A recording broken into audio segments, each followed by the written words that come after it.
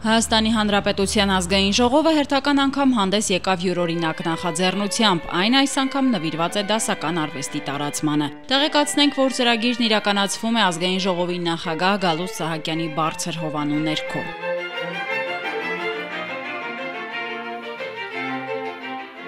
Փառատոնի քարտեզն ընդգրկում է ինչպես Հայաստանն, այնպես էլ Լեռնային Ղարաբաղը։ Միջոցառման մեկնարկը տրվեց հայկական երկրորդ հանրապետության սրտից 3 օր առաջ Ստեփանակերտում կայացավ առաջին համերգը։ Այն, որ դասական արվեստի խթանման ուղղված այս ծրագիրը մեկնարկեց Արցախից, ունի իր առանձնահատուկ խորհուրդը։ Հենց փետրվարի 20-ին համայն հայությունը տոնում է Արցախի վերածնունդը։ Սրանից ուղիղ 28 տարի առաջ համախմբված պայքարի արդյունքում վերածնվեց Արցախն ու արցախցու ազատատենչ ոգին։ Լեռնային Ղարաբաղը ստացավ նոր, պայծառ ու ավելի վառ գույներ։ Հենց այս խորհրդին համահունչ մայրաքաղաք Երևանից Ստեփանակերտ մեկնած Ղազարոս Սարյանի անվան Լարային Քարյակի դասական երաժշտության թավ հնչյունների ներքո փառաբանվեց անպարտելի Արցախը։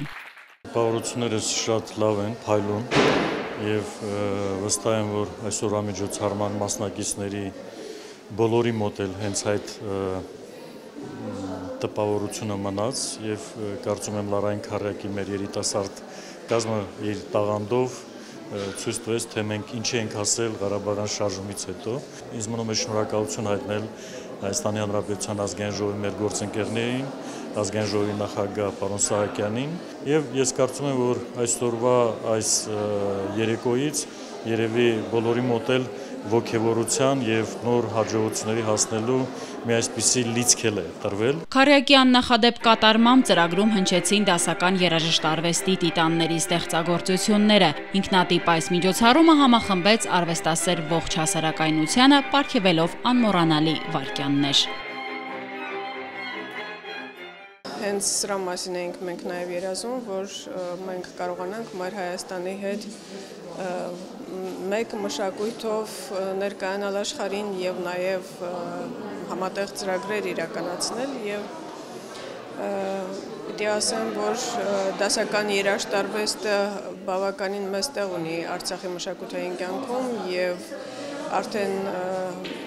անկախությունից ի վեր բազմաթիվ նախագծեր են իրականացվել հենց դասական երաժշտարվեստի զարգացման ուղղված եւ